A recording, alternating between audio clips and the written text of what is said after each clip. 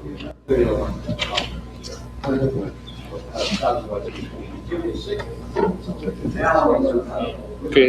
how's that? Is that reading light hitting anywhere that you can see? I don't think it is. I got a barn door off, but it might. Okay. Hey, you're better looking than I am. Why don't you stay here? Blondes, they say, photograph better than brunettes. That true or not? You are a blonde, aren't you? Redhead? We're the same. Mr. President, this is Bill headline introducing the report by CBS, and he will. Oh, yeah, I know. Now, Have you got an extra camera in case the lights go out? Or who'd you get it from? Is that an NBC? This is the camera. This is the Yeah. primary camera. Yeah. This is the backup camera. And that's an NBC camera, I presume. No, they're both CBS. I know. Standard joke.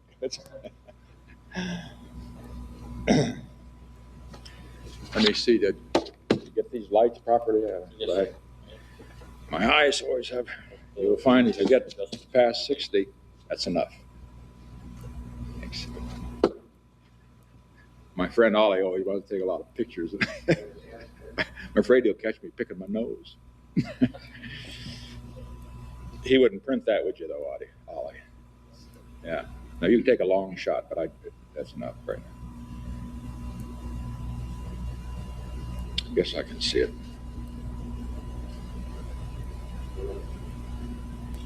Oh, you want a level, don't you? Yes, yes. Good evening. This is the 37th time I have spoken to you from this office, where so many decisions have been made that shape the history of our nation. Need any more? Each time, I have done so to discuss with you some matter that I believe affected the national interest.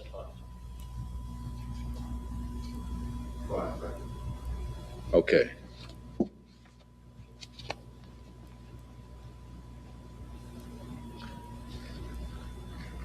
Ollie? No, only the CBS crew now is to be in this room during this. Only the crew. No, there will be no picture. No, after the broadcast. You've taken your picture. Didn't you take one just now? That's it. Because, we don't want it. We didn't let the press isn't going to take one, so you've taken it. And you just take it right now. This is right after the broadcast. You got it? Come on.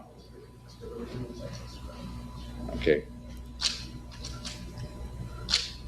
The camera, the TV camera, sir. Okay, fine. All right. What I'm told, sir. All right, fine. I'm not going to make the other photographers mad by giving you too many. That's enough, okay? Now, all Secret Service, is there any Secret Service in the room? Out. You don't have to stay, do you? If you're required to? Okay. I'm just kidding you. I always try to get pretty below.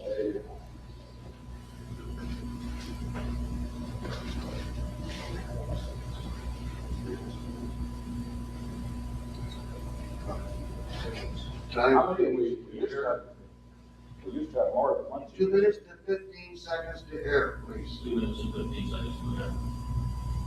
Didn't we usually have more than one? Not in here, sir, when you speak.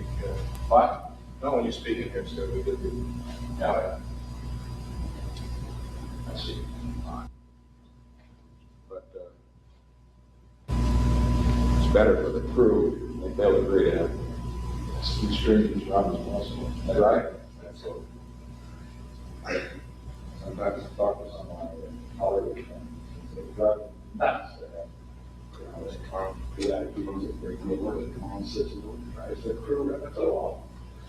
One minute and a half.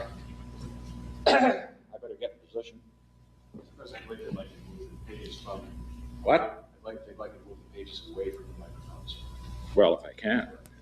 I mean, it just depends whether I can see it. I'll try to. You mean move them like this? Would that help you?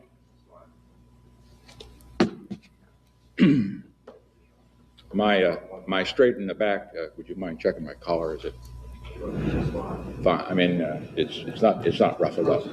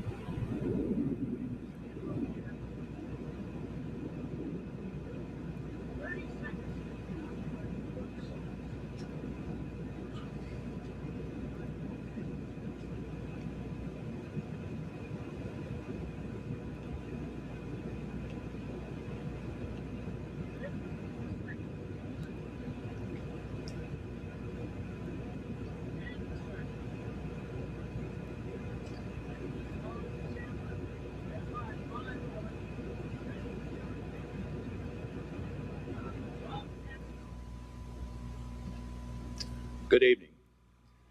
This is the 37th time I have spoken to you from this office, where so many decisions have been made that shape the history of this nation.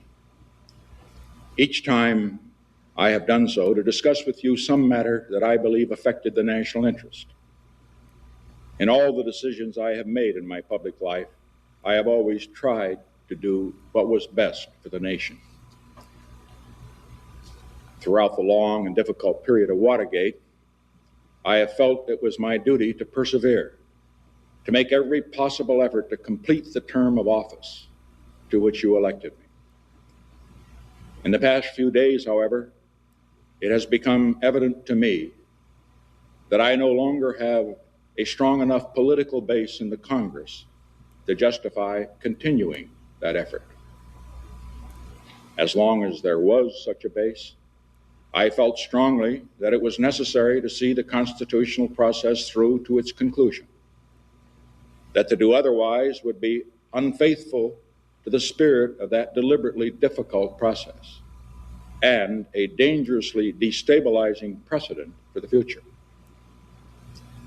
But with the disappearance of that base, I now believe that the constitutional purpose has been served, and there is no longer a need for the process to be prolonged.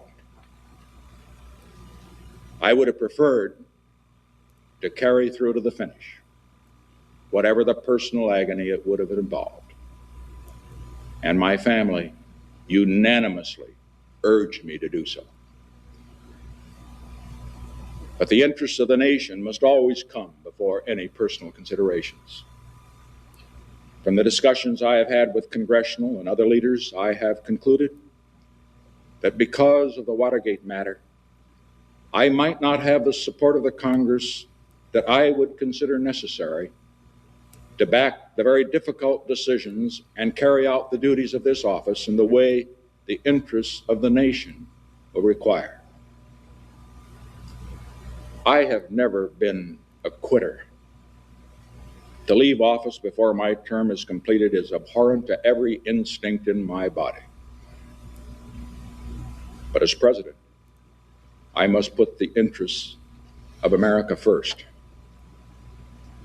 America needs a full-time president and a full-time Congress, particularly at this time with problems we face at home and abroad.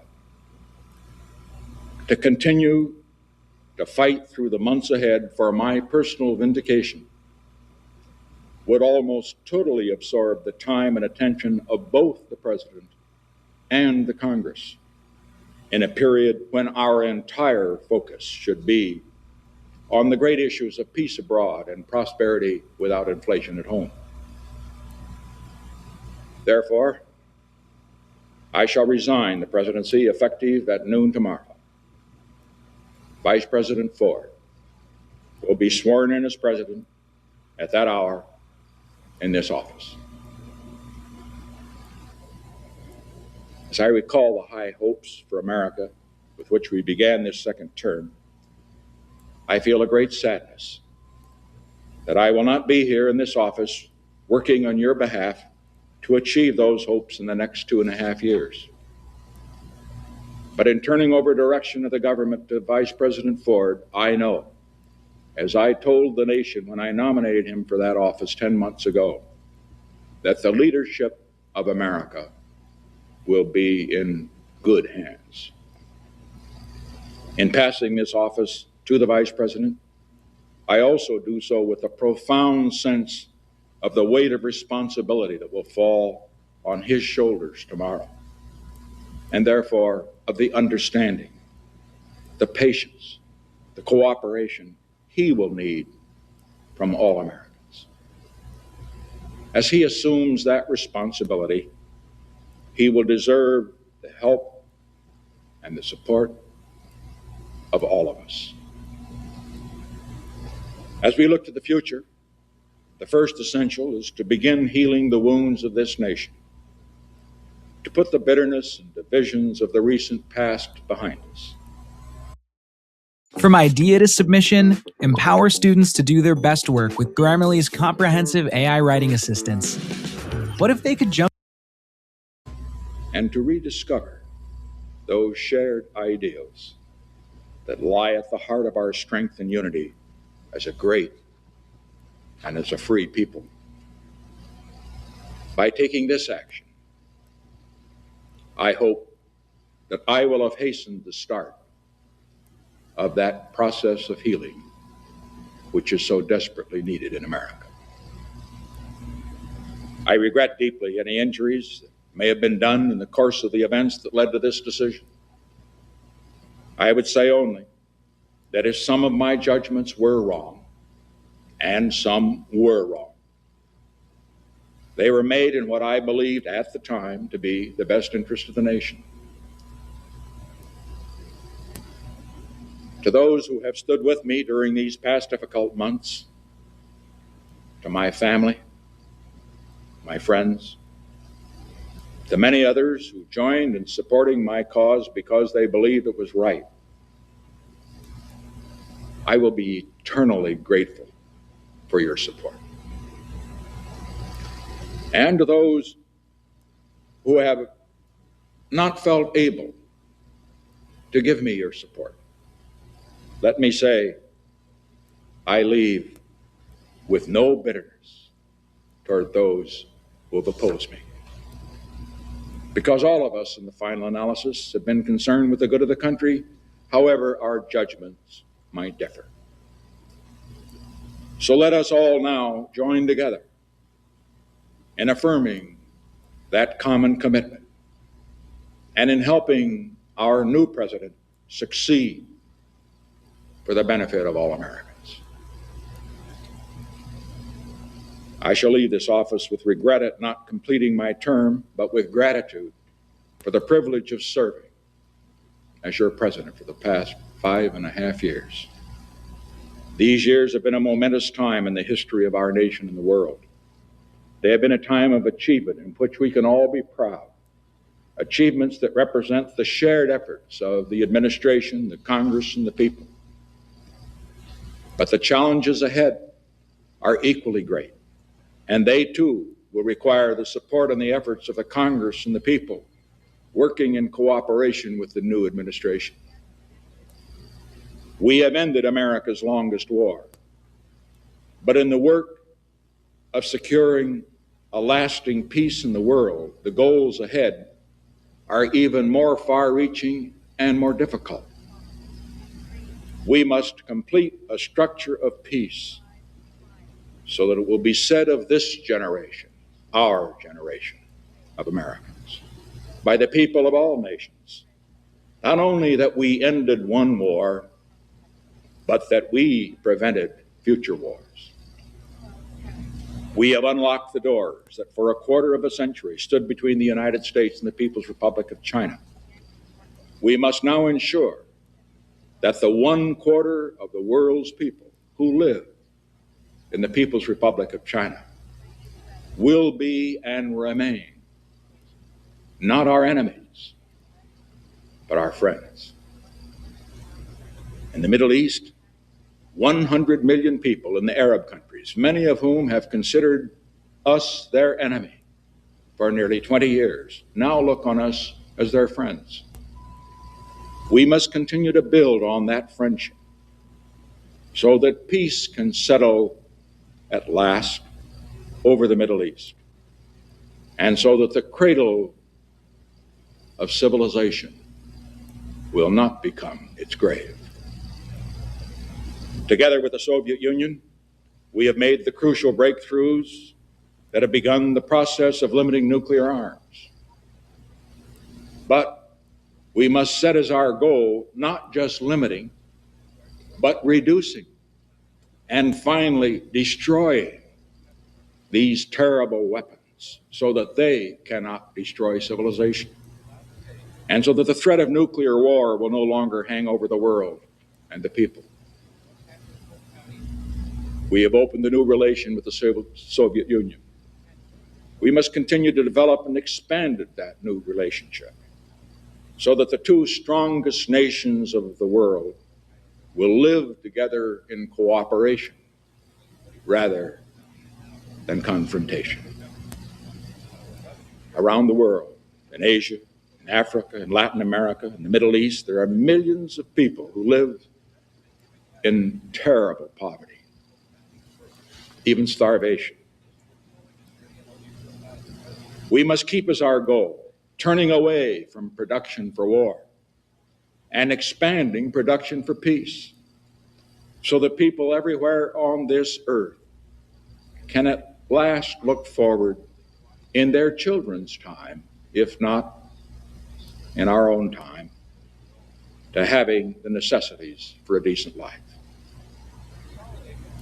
Here in America, we are fortunate that most of our people have not only the blessings of liberty, but also the means to live full and good, and by the world's standards, even abundant lives.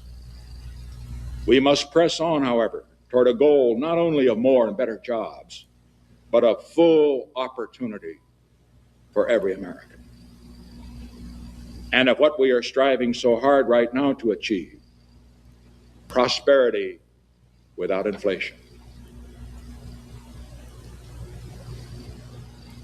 For more than a quarter of a century in public life, I have shared in the turbulent history of this era. I have fought for what I believed in. I have tried, to the best of my ability, to discharge those duties and meet those responsibilities that were entrusted to me. Sometimes I have succeeded, and sometimes I have failed. But always, I have taken heart from what Theodore Roosevelt once said about the man in the arena whose face is marred by dust and sweat and blood, who strives valiantly, who errs and comes short again and again, because there is not effort without error and shortcoming, but who does actually strive to do the deed, who knows the great enthusiasms, the great devotions, who spends himself in a worthy cause, who at the best knows in the end the triumphs of high achievements, and who at the worst, if he fails, at least fails while daring greatly. I pledge to you tonight as long as I have a breath of life in my body, I shall continue in that spirit. I shall continue to work for the great causes to which I have been dedicated throughout my years as a congressman, a senator, vice president, and president. The cause of peace, not just for America, but among all nations. Prosperity, justice, and opportunity for all of our people. There is one cause, above all, to which I have been devoted and to which I shall always be devoted for as long as I live. When I first took the oath of office as president 5.5 years ago, I made this sacred commitment to consecrate my office, my energies, and all the wisdom I can summon to the cause of peace among nations. I've done my very best in all the days since to be true to that pledge. As a result of these efforts, I am confident that the world is a safer place today, not only for the people of America, but for the people of all nations. And that all of our children have a better chance than before of living in peace rather than dying in war. This, more than anything, is what I hoped to achieve when I sought the presidency. This, more than anything, is what I hope will be my legacy to you, to our country, as I leave the presidency.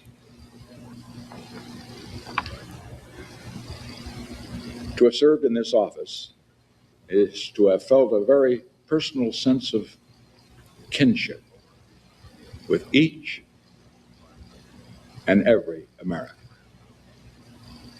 In leaving it, I do so with this prayer. May God's grace be with you in all the days ahead.